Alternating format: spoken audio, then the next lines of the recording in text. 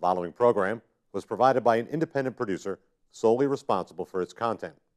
The opinions expressed do not necessarily represent the views of this station, its staff, board of directors, or underwriters.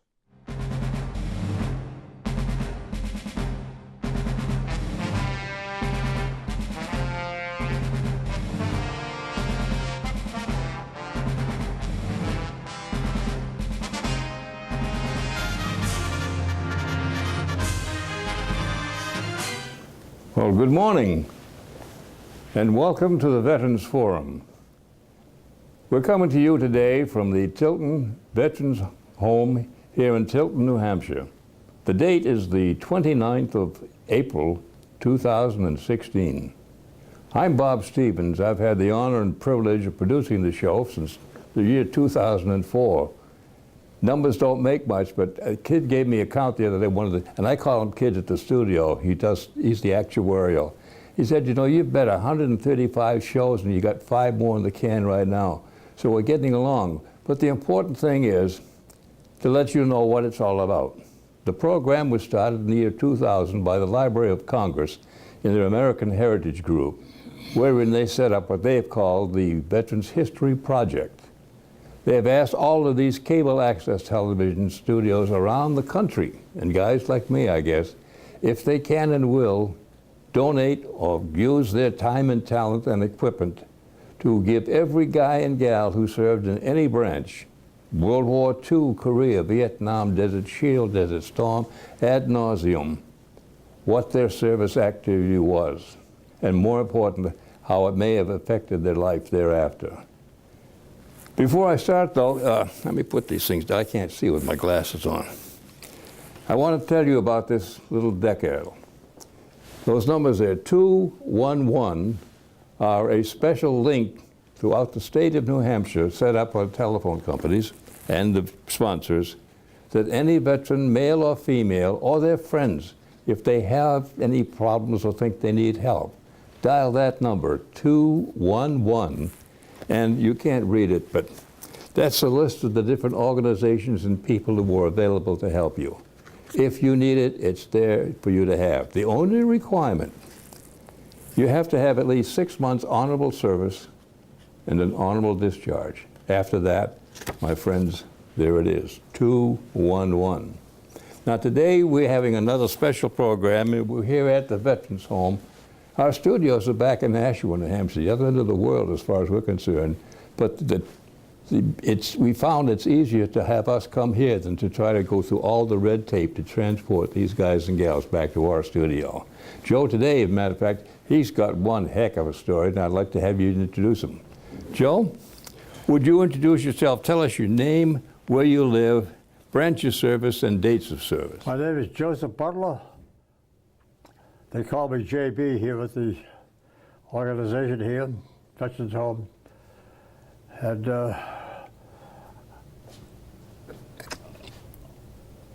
I come from Massachusetts, Wakefield, Massachusetts. No, what Navy, what branch are you? I know your branch. You tell us your branch and your service, if you will. Right after I graduated from high school, I was drafted into the service. I went into the United States Navy. Took my training in Newport, Rhode Island. Whoa, slow down, you're rushing.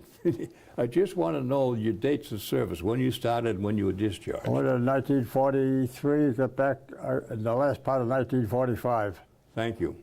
Okay, now we're going to change gears and go back and figure your history, if you will. Like, as you started, where and when were you born? What was your family life like? Any brothers and sisters, any in your family in the service before you even went in, just to get an idea of who you were? Well, I had a wonderful mom and dad. I was born in Wakefield, Massachusetts. When? 1924. And I had 2 brothers. I had 4 brothers, I'm sorry. I'm a little bit confused. And I graduated from Wakefield High School. And from then I was in the service. Okay, but how was life growing up? Life growing up was very the Depression. Great. After the Great Depression and so forth, and a lot of jobs were being eliminated. My father worked for the Hayward Wakefield Company for almost 30 years. What did you do? He manufactured steamer chairs for the Titanic. Oh, They were a furniture type manufacturer. So I had 3 or 4 of the chairs he brought home that used to go to the Titanic or were made for the Titanic, but I have none now because when you're a young fellow, you don't think how important those things are. So after that, I got to say my mom and dad were of 2 different religions, but they were the best mom and dad a son could have.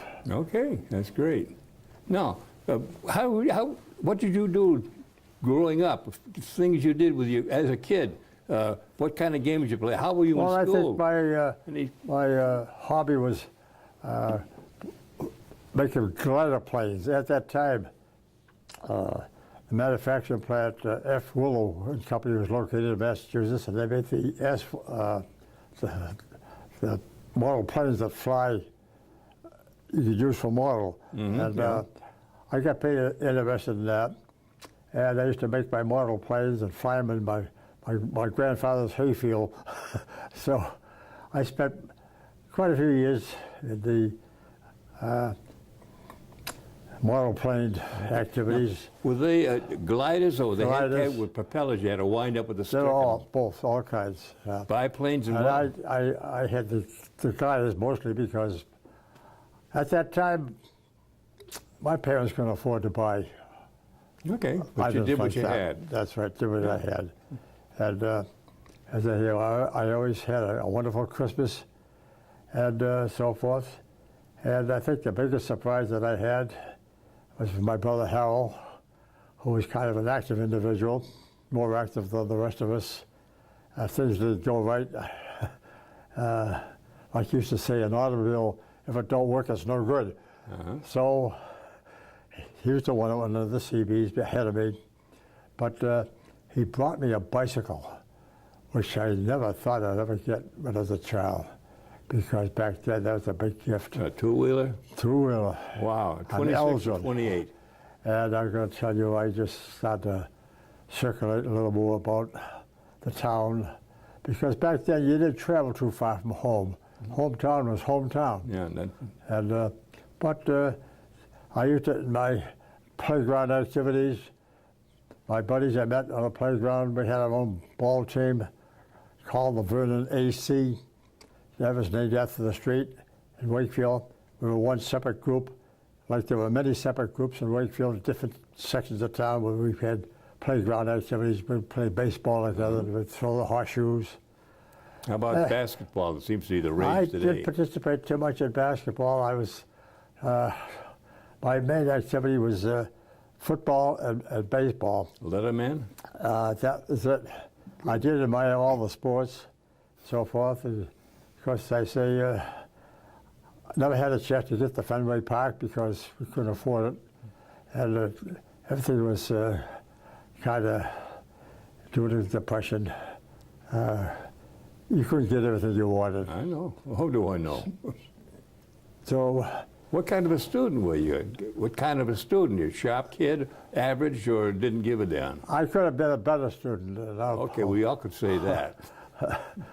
I know I could have been a better student. I didn't try or do my best. I got C's, a couple of D's, that was about it. Typing, that was a girl's game. I didn't want to bother with that. That's a woman's game. Oh? So, but the Navy changed me on that, on the typing, as I'll tell you a little bit later, probably. It's your story. Now, when did you decide you had to get in the service? When I had to get in? Yeah, did you graduate high school? Well, I graduated from high school. Okay, then you go to work and then go in the service? When you graduate, Well, what, about 1935, my 38? brother was employed by this company, and I got a job with him part-time before I went in the service, and I got drafted. Okay, And then on, it was a military life. all right. So When were you drafted? When did you go in? And why did you pick the Navy? I really didn't pick it. They selected me you were for the chosen to Navy, volunteer. and it didn't matter because I would have gone in any branch. Yeah? And I just, from that time on, I did what I was told. Okay. All the time?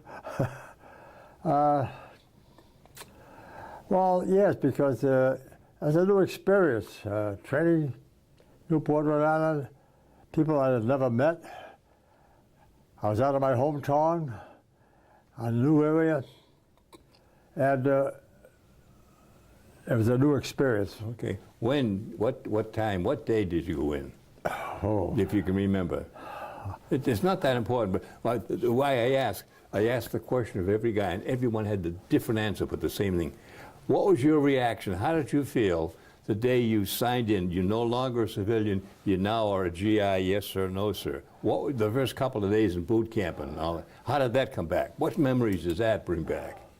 Well, it was pretty exciting, but thrilling also because all you were trained to do was to listen to orders. Yeah, snap to. And who do you see when you want something that you might need?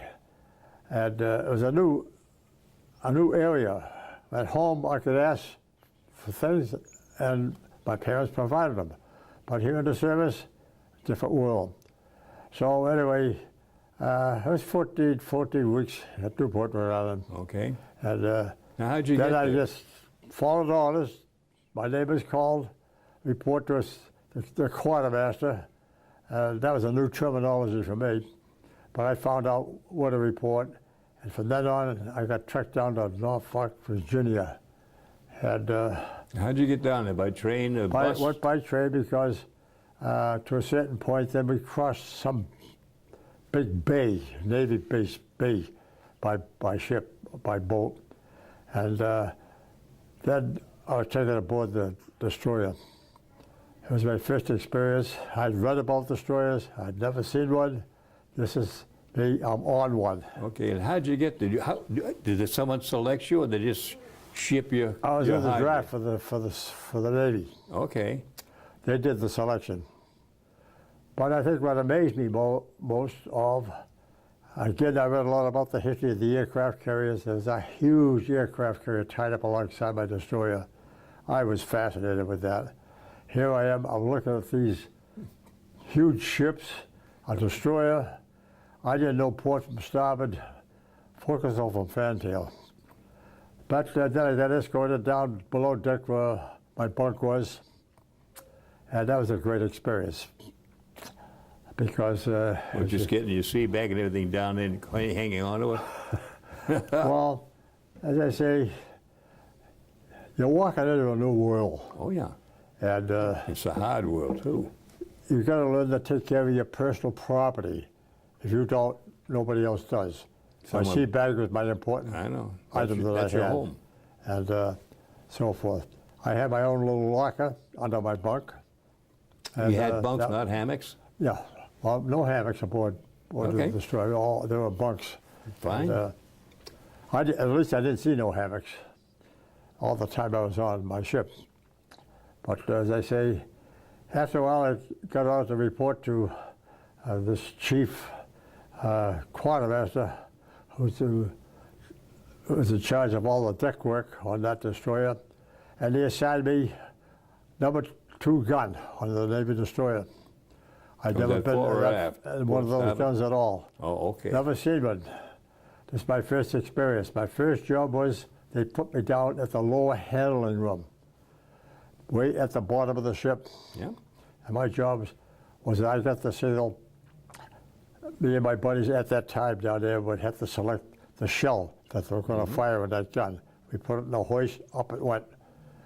Then, after a certain time, they promoted me to the powder level, where at that level on the ship, all they had was the powder cans. Then they gave us orders what powder shells to ship up to the gun.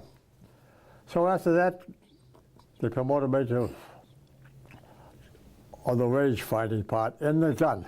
Okay. And that was kind of a, I would say thrilling experience, but I'd call the rangers for finding that shell on targets, and the targets were 9 times out of 10 planes hauling targets in the air without having target practice. But when that gun went off, I thought the world ended. 55-pound shells, and the TNT went behind it. Even though the cell block was closed, it. Do you have any kind of ear protection, or did it? That's it. It was a new experience to me. Uh-huh. So everything was going pretty good. I got used to that.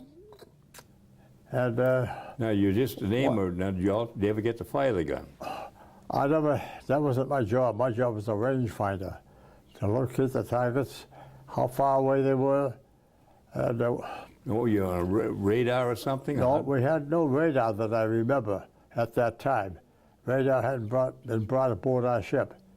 And I don't know why, but that was out of my category. Yeah, but then what do you use to gauge your distance? They had a director up on the bridge that was doing the same thing I was doing. He could see better up there. He could Okay, pick out yeah, you get 10 feet ships higher. or planes, whatever. It was all given to me at my level that I'd put my gun at the elevation directions and Okay. I'd call the fire. So, well, that wasn't too bad, but then we had an accident. The shell was in the gun. 55 pounds of TNT was in the gun, and the apparatus that closes the gun, The breech? I can't think of it right now, but it didn't close all the way, only halfway, and it was a hot gun. This chief got his mate. Nobody liked him. He must have been in the Asiatic fleet. He was from the old school. Anybody below his stripes was a nut. But he jumped into that gun with his. He took the mallet off the wall and he hit that item that closed the gate, the part of that gun, and the gun exploded. He saved our lives. The shell went out. Okay, it didn't blow up in the I compartment. jumped out of the turret, and my buddies, they got slammed up against the bulkhead. I got blown out of the turret and I landed on the deck. I made up my mind that I wanted something better than do this. So they took me to sick bay, and I only had an arm injury. So after that, I requested to see the executive officer, and Mr. Cale, he was also a communication officer. I said, I'd like to go to radio school. And I never thought I'd get a chance to do it. Next thing I know, I had orders to report to Pearl Harbor. We were in the Pacific at the time. Okay. So, radio school. Oh, that was more my liking.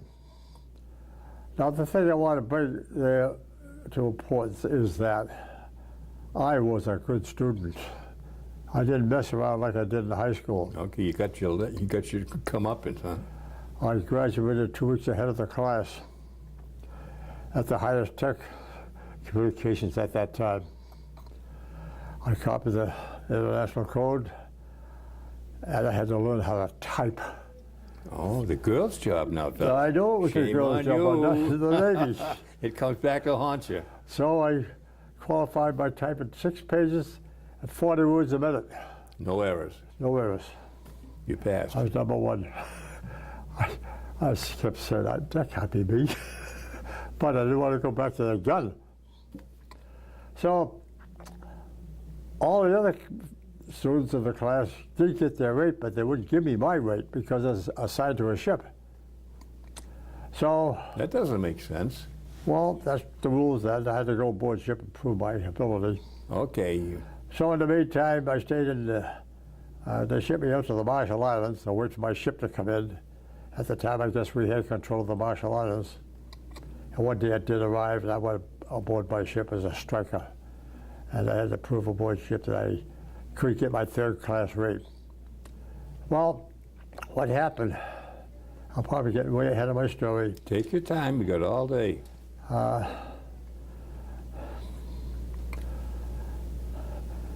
At one occasion in the Pacific, we were involved in the Battle of Guam. And by that time, I got pretty used to the radio equipment except one radio rangefinder. I never was on it, but I saw it in school. And I decided to put it on, fool around with it. I'm fooling around with it, all of a sudden I'm picking up a distress call. Oh, I broke down the set, I set it up again, I got the same reading. Was it And I just a said, I'm single going to beep, report beep? this. No, this is voice. Okay. Distress. I said, I'm going to report this to Mr. Cale. He was in charge of the ship at the time, and we were involved in the invasion of Guam. But I made up the decision to do it. And he's come back to me. He says, Butler, you blanketed blank be right. I got my hands full now. The Marines have just hit the beach and we got in fire support area. I said, I'm right. He transferred the message to the top admiral of the force, and I think it was Admiral Pete Mitchell at the time. He immediately decided on our ship to go and rescue this plane that was down 200 miles in the Japanese waters. And he also sent 2 more destroyers to protect us, to go out and rescue those fellows. So, He was actually a downed, what, Navy, Marine pilot? oh, I'm coming to that. Okay, I'm sorry, I'm getting excited. So after 24 hours going out there and 2 destroyers behind us, we spotted the plane. And my shipmates made the rescue. Now, I didn't see the fellows come aboard, but my shipmates made the rescue. The other 2 destroyers kept circling us in case of enemy subs. But we made the rescue. What had happened to there, it was a PBY plane, and for some reason, one of their motors failed, and they had to land in a forced landing. And one of their pontoons broke off the plane. And I didn't know about it till years later, that they sat on that wing for 24 solid hours on the opposite wing to keep that plane afloat. And that's how we made the rescue. So anyway, after that, we come back to our unit at Guam, and all my buddies were saying I should have got some kind of a reward. I said, you were below deck, you were out there with me. We don't want the award for. You did your job, Yeah. like the other 2 destroyers. So they hounded me for years at the reunions. But anyway, my captain of the ship, wonderful captain, he did contact the admiral in charge of the task force, Mr. Mitchell, Admiral Mitchell.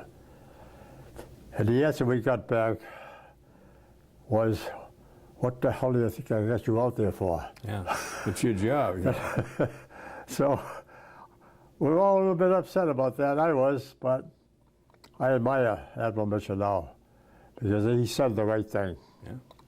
So I don't like to jump to stories, but I want to tell you about that story, what happened years later. Go ahead. Anyway, I'm working for Market Basket in Portsmouth. And after I sold the wife and I's business, I just That's a went in big for jump, but pushing okay, carts we and gotta stuff go like back. that. All right, go ahead. No big deal. All of a sudden, I got a letter from Oregon. Who the hell do I know in Oregon? This is 5 years ago. It's a long time after World War II. So anyway, I opened the letter, and I couldn't believe it. It was the son of his father was the pilot of that plane. Oh. And he happened to pick up a book that this friend of my buddy that said he was going to become an author. He became a very successful author. He wrote just on honorary seamen, like I told you, and I've got the book right here to prove it. And they had picked up that book in Oregon, in the bookstore, and all of a sudden they says, there's the sailor or the radioman that rescued my dad. That was you. It was me. This is 5 years ago. The war's been over for quite a while. Shows your past will catch up to you. Yeah. So anyway, I'm very proud. They sent me the pictures of my ship coming in over the horizon. Their photographer, their radioman, spotters coming over the horizon. they thought we were Japanese. Going to pick them up. We were 300 miles in the Japanese waters. They were out there protecting us on that invasion of Guam as a scout plane. And it showed them sitting on the wing of that plane. And they sent me the pictures. I've got them here. So I was just amazed. Also being in a book that was published by a friend of mine, his buddy, that won the Pulitzer Prize. Wow. So how much more do I want? I did one job, that was it. So this is why I say to every student that I see here, be careful of the day you're doing nothing. And I was getting ready to go on the radio room that time I picked up that signal. I was absolutely doing nothing. I was waiting to go in. I was just fooling around. So that's what I tell the students today. Be careful of the day you're doing nothing. What would you say, you've gone out to give talks to kids around here then? Yeah, well, they come here, I guess, as groups and so forth. Oh, okay. We get talking. And they're students. So that was just one story. All right. Okay. That was they said my hero day aboard ship. At every reunion, they said, Joe, you should have got a reward. I said, you fellas went out there with me. I said, you did the work. That doesn't matter. So lo and behold, they had me write with the United States Senator Janet Sheehan. She did give me a letter of commendation? Nomination. Okay. So I did appreciate that. Well, you did get, if you think about it, you did the best reward you got. You got the thanks from a kid who wouldn't be alive if you hadn't picked his butt up. And also the governor of the state. Yeah. We got a reward for that. Okay. So, as I say, something happened in my life aboard that ship. One of the many things, I happened to be in the right place at the right time. Yeah.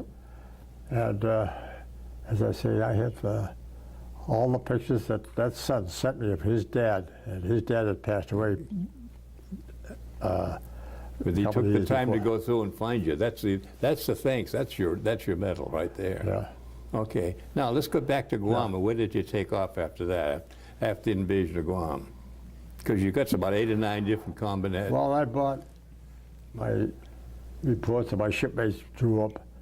And I think, as I said, we took part in 10 actual naval engagements with the Japanese fleet, plus 2 others with the Philippine government. Okay.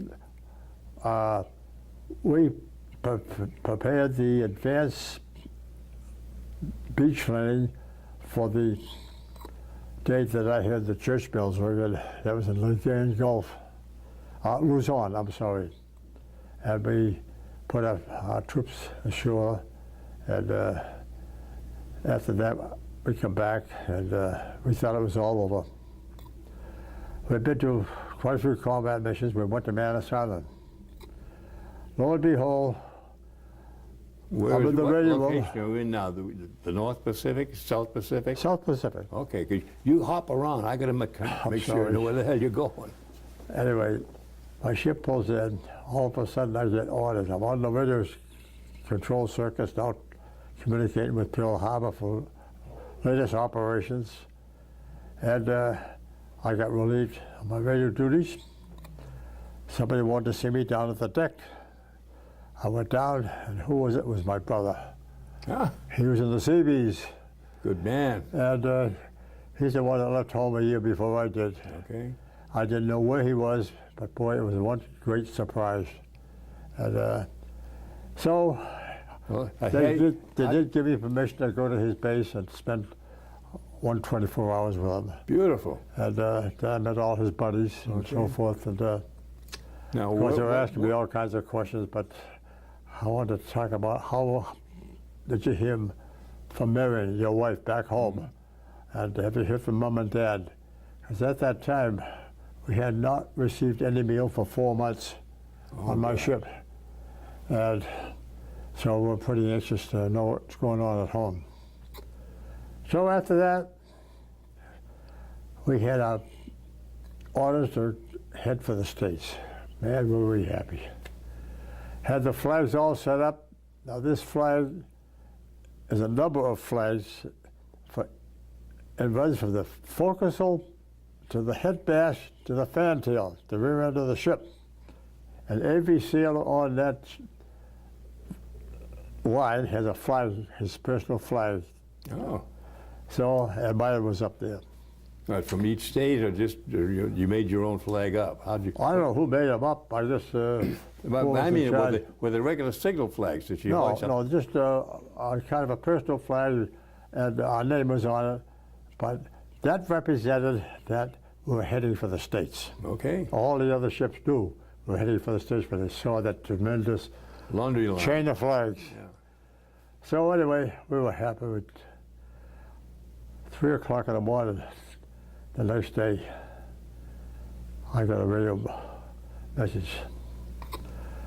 Escort the West Virginia battleship, at that time was there in Manus Island, to Iwo Jima.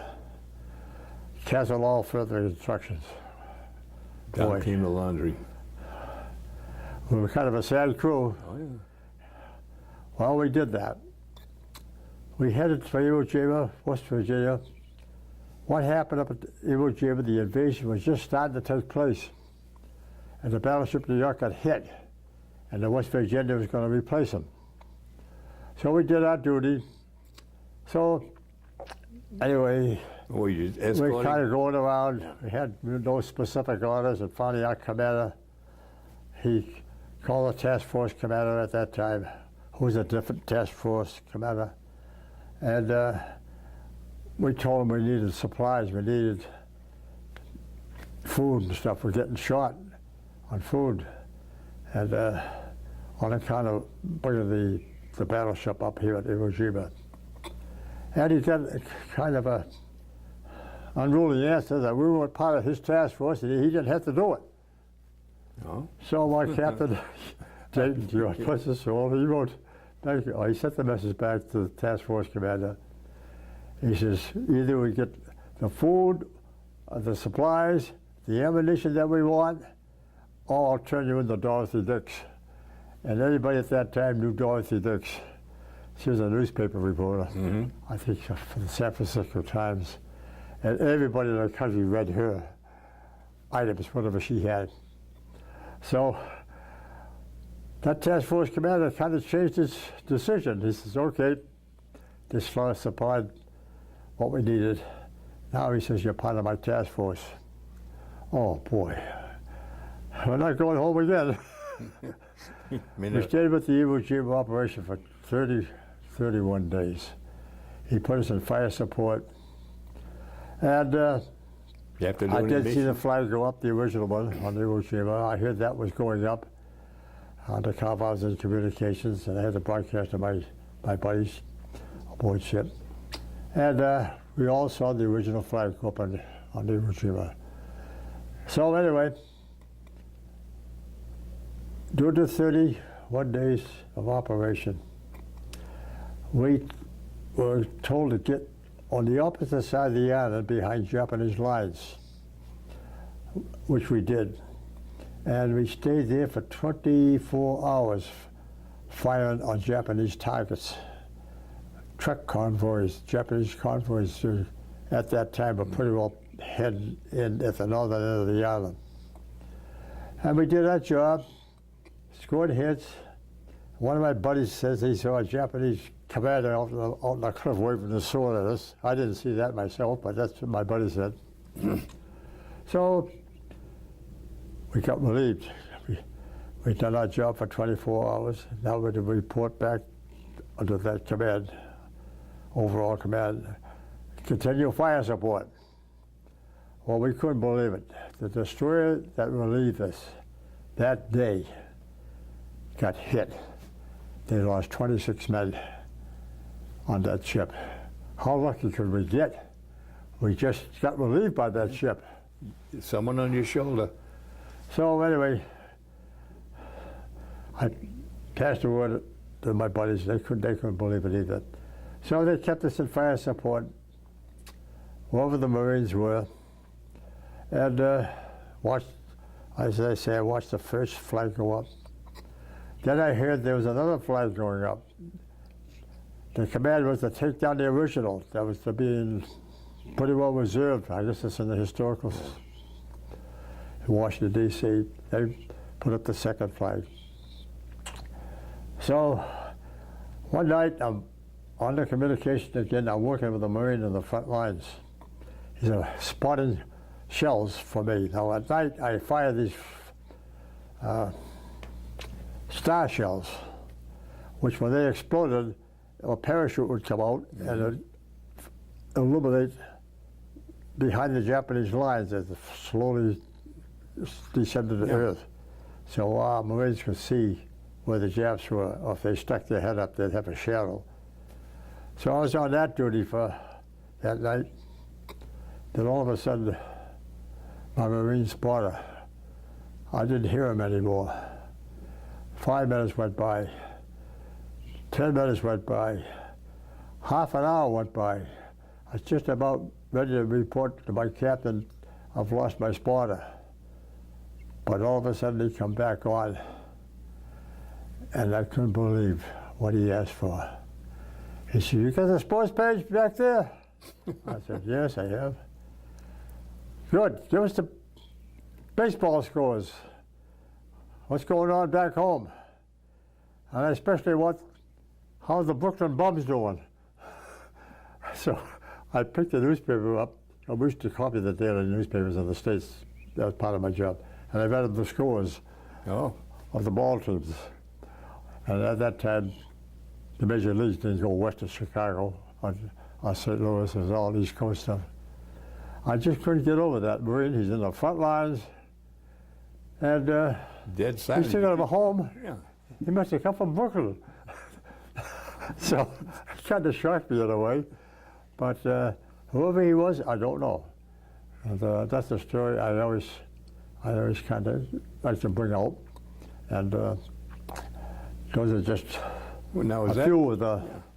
Was that your last action, or did you have other places? Did you go No, up to finally we got Okinawa? the word Iwo Jima. They completed the operation at Iwo Jima.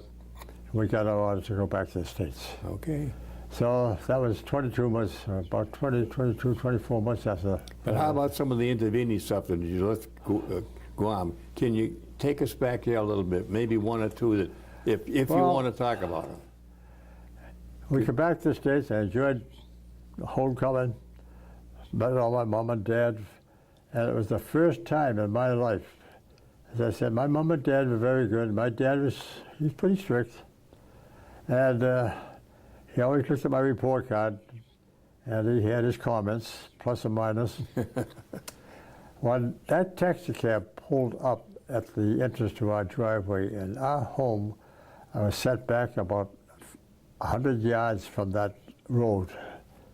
And all of a sudden, I got out of the cab with my sea bag, and he came running out of the house.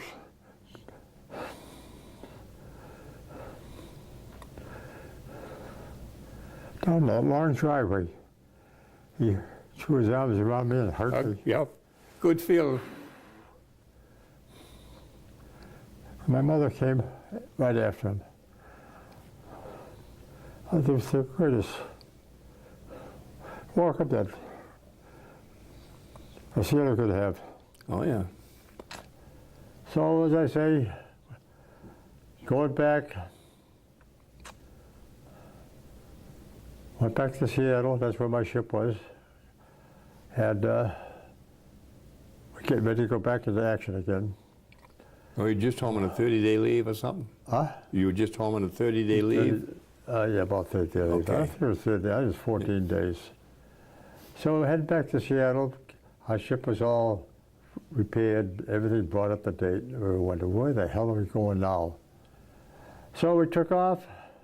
I forget what task force we were in, but we headed for the Northern Pacific. Oh my gosh, well I knew something about the Northern Pacific. My brother was in a Seabees up there in Northern Pacific before he went to the South Pacific. And sure enough, we went up there and we joined that task force up there. Attu, Kiska. Those are the two Up in ports that we Alaska. went in. And Didn't get too much liberty. I only had one liberty. Still not knowing where the hell we were going. We were hoping we would stick up there because the war was pretty well over by then. I was talking about it. I thought I'd explore the island of Kiska. Didn't take you too long to change my mind. The grass was 6 feet tall. Grass? You just have to walk too far before, where am I? So after that, I got aboard ship, I stayed aboard ship. Then we took off. Where the heck were we going? This northern part of Japan called Hokkaido. So after 2 days of on back on the high seas again, we pulled into Hokkaido. Our task force sent 6 destroyers ahead to go in first, and we were one of them. And to pick up all the ammunition, like I just mentioned previously. And the war is over by now? The war was over. Oh, okay. It's ended, I'm sorry. We've got to watch that.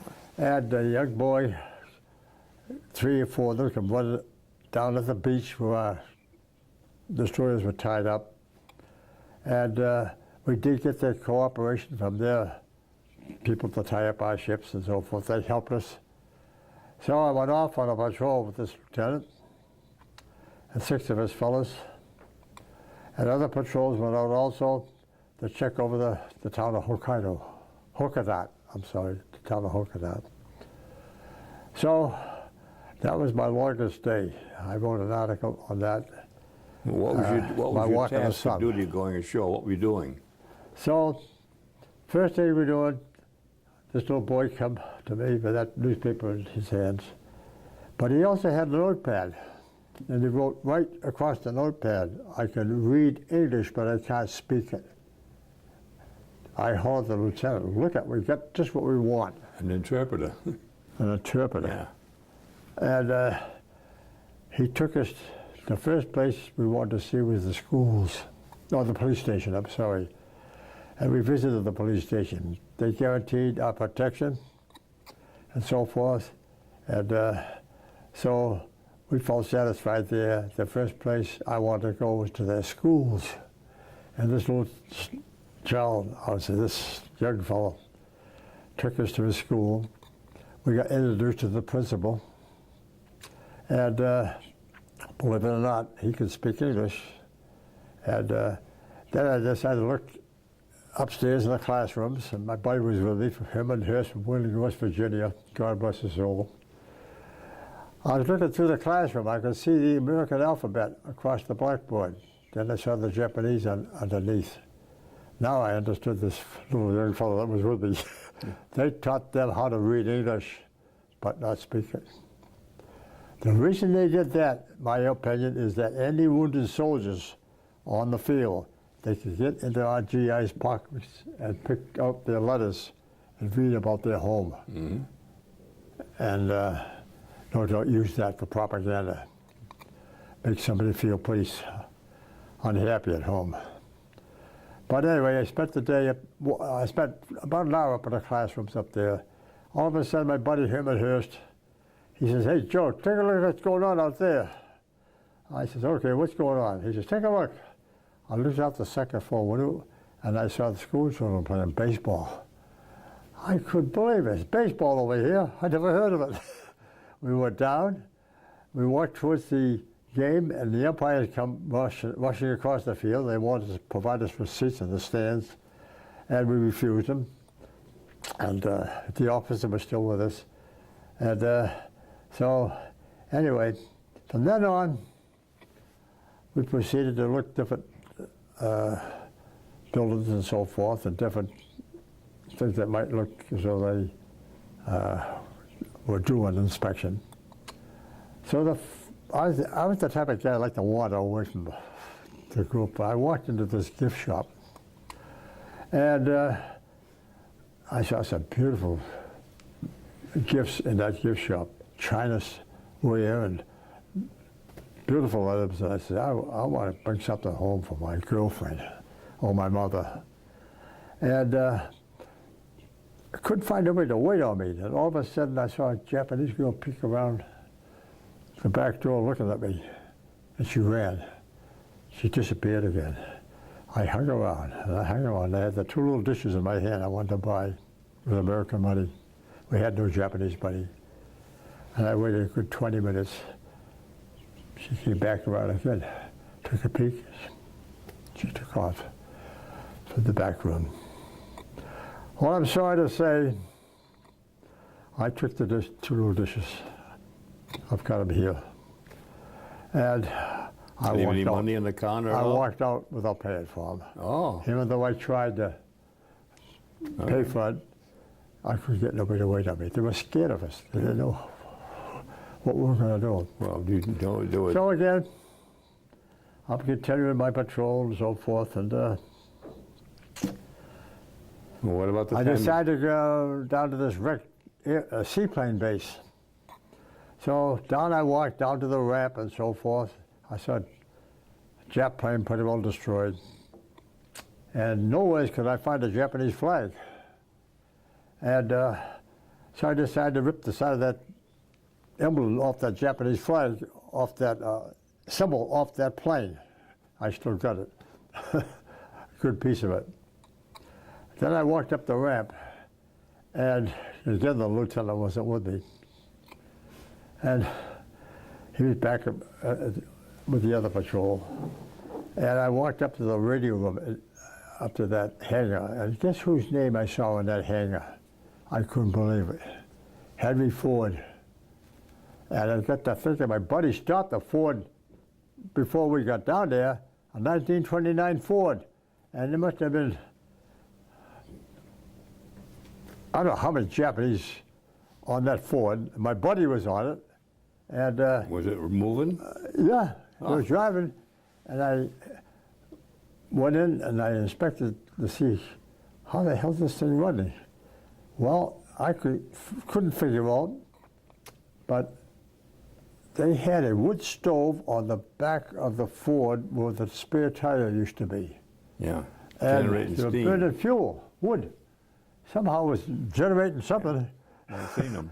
Oh, yeah. And Jack Kim was the guy that hollered at me. He said, "What do you think of this, Joe?" I said, "I don't know." I said, "Jack, do you think it's okay? Let him go?" He said, "Sure, they're okay." By that time, everybody was friendly with us. And you told me earlier that you were looking at some shrine, and that. Yeah, I'm coming to that. Oh, okay. I'm jumping the gun, but you take it quick. So anyway, when I got back to my patrol, I got help from my lieutenant. "Where the hell have you been?" I showed him what I had. He says, "You stay here and follow me." Well, okay. We're walking down the street. I saw a movie house. And I says, "I want to go in the movies. You stay right here." I said, "Look, I want to see what the movies look like here in Japan." And a whole bunch of Japanese kids are going in the movies. And finally the lieutenant says, "Okay, if you're not out in 5 minutes, I'll come in and get you." So as I walked into by the theater, I was looking for the ticket office. They said, no tickets. Japanese kid took my hand and brought me into the movies. And I said to myself, I better keep my back to the wall. I could see the movie screen. And there was some big show going on, some ancient sword fight between some gladiators. I don't know who the heck they were. And I kept my back to the wall. And the Japanese kids, they were cheering all the figures on the movie screen, just like I did when I was in grammar school and I went to see the movies. I'd cheer all my heroes. They were cheering their heroes. So after about 5, 6 minutes, I decided to come back out before I got myself in big trouble. So I came back out. So anyway, that's when we approached the street to go up to the shrines. And we started up there. As I said before, there must have over 1,000 or 1,500 Japanese women and children and some soldiers watching us. And I made the request to visit the shrine. That's when I got stopped, which I should have, which I did. So when we walked back down that street, this little Japanese woman came out and she put her arms around that lieutenant, hugged him. Plus the other girls all hugged me and my buddies that were with me that we didn't touch their shrine. Oh, I didn't get a chance to look in their churches, so to speak. So, anyway, it's getting pretty near dark now. By now, it's getting pretty dark. We gotta get back to the ship. So that little boy still followed me. And anyway, we came to our ship was tied up. It was that time to say goodbye. My other shipmates did their job. So I asked the little boy, I says, that newspaper you got in your hand, I says, can I have it? I wrote in English, can I have it? He still had the notepad. And he gave it to me. I said, will you sign it both in Japanese and English? He did. So I got to say, what else can I ask him? I says, I'm glad you missed the service. You were he told me what grade he was in. He wasn't in high school, he was in grammar school. By the way, the grammar school allowed no girls, all boys. So he signed the paper for me. I still got it. And I says, how old are you? And he gave me his age. And he said he was around 16 or 17. Oh, I said, I'm glad you missed the war. He says, no, he said, just got back to China. I've been in the Japanese army for 4 years. Ooh. Wow. Unbelievable. Yeah, that happened. And I just didn't know what to say, but he handed me the items I wanted. That was the day of my longest walk in the sun. Oh, that's the other book. As I say, that's only part of my stories aboard my ship, and also, as I say, my buddies told me after the war, you should have got a reward. I said, hey, you fellas were with me. I says, you deserve the award. Okay. So anyway, as I told you before, the people we rescued off that plane, the letter I got 5 years ago, the war's been over.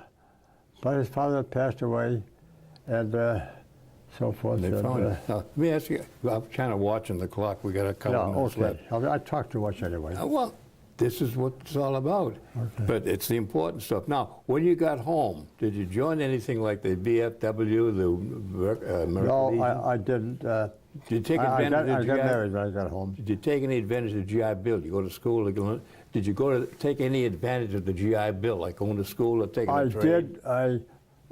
Naturally, I saw the job, and I went to apply for it. I went to work for the Boston Main Railroad because I had radio experience. Now I had to learn the telegraph code, dot dashes and spaces. Yeah. So I graduated from that school under the GI Bill. Then they sent me out as a passenger representative to fill the vacations for the agents and all the railroad stations, which were many back in those days. So during that period of time, I met a lot of the Maine people.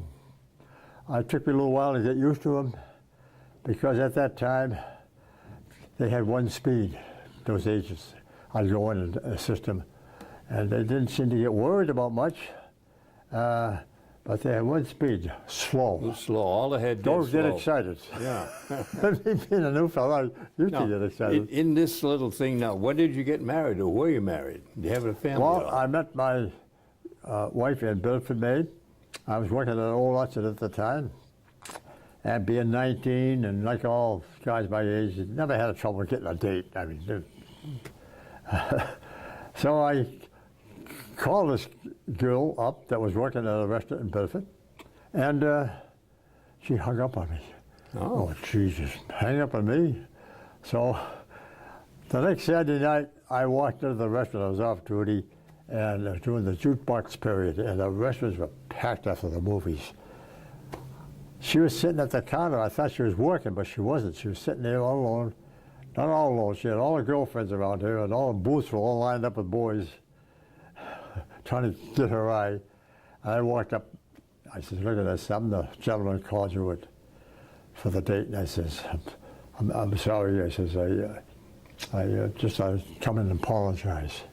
She says, how about tonight? Now, how long did that marriage I worked at last? that restaurant. I just couldn't even find the doorknob. No, but So that resulted in a 61-year marriage. good. How many kids? Any? Four children. Okay, and they all 2 alive? boys and and 2 well? girls. They all happy and happy? They all got their jobs. Most of them got supervisor's job and so forth. And so How many I grandkids? volunteered to come here because thank you. at my age, I didn't want to be a burden Yeah. to them. That's right. And this organization here, which I had my mind on probably a year or 2 before I decided, I had lost my wife. I was saying I better make the decision, which I did, so that's why I'm sitting here. So, Good treatment here? very nice here, very nice, Good. appreciate it. I'm sorry, I have a problem hearing and speaking. I but know, hope I had that the you got same my trouble. message and so forth. So, Okay, I got a couple of questions, a couple of words, really. Thank you. thank you Rest very of much. flesh. I appreciate it. Appreciate what you did, but more important, you're here and Well, I was alive. on and an well. electric ship. My buddies and I were on an electric ship. I finally got the awards from our senator and so forth. And So, you've been recognized. that's about it. So Okay. that's the USS Izzard, I-Z-A-R-D. We'll take care of that in a minute. Most important guy aboard ship right there is the Okay. cook. What does this all mean, so that we can tell the audience, if you will, all your battle stars and the ribbons and so on? Well, these ribbons and battle stars, these ribbons here represent The Pacific. World War II. World War II. There's the Philippine Liberation, 2 battle stars. There's our 10 battle stars. From the Pacific in area. in the Pacific. Yeah, And these here are the combat stars, silver stars that go in this badge here. so you got By the way, 10 operations that you were in. I'm qualified for 10 Navy battles in the Okay. Pacific. Now Not counting the Philippines. what about the pictures of the plane, the airplanes? Those are showing our record that we shot down planes. How many, Besides- any idea? We shot down 5 planes, which is indicated right up here. Oh, okay, talk about that. These are the battles we were in. These were the Japanese ships we sunk. Both these units were the Japanese ships we sunk, Okay. cruisers and destroyers. These are the aircraft That you shot down? that we shot down. Wow. And those are our officers at the time. Our commander was not there, and the commodore was not there. But these are the officers who were aboard our ship. And this is your ship here, the Izzard? The USS Izzard, I-Z-Z ARD. ARD. Right. I-Z-A-R-D, I'm sorry. So the number of the ship is 589. That's a wrap, folks. We got his battle history. He kind of glossed over, but we don't push him. But again, it's another guy who did his thing, but more important, he got some recognition for it. To you who out there, maybe you're a Delta, if you want to get on the show or find more about it, check the back of the program here. We have the addresses and contacts. But whatever you do, remember this. If you don't tell your story, nobody else will, and we've lost it. And stories like this, we just can't lose. It's too important. Barbara Stevens saying thank you, stay healthy, and come and see us. Goodbye.